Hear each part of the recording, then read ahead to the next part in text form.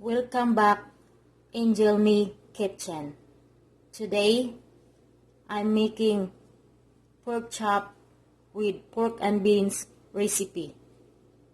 Ingredients: pork chop, pork and beans, salt, black pepper, olive oil, carrot, potato, tomatoes, garlic, and onion.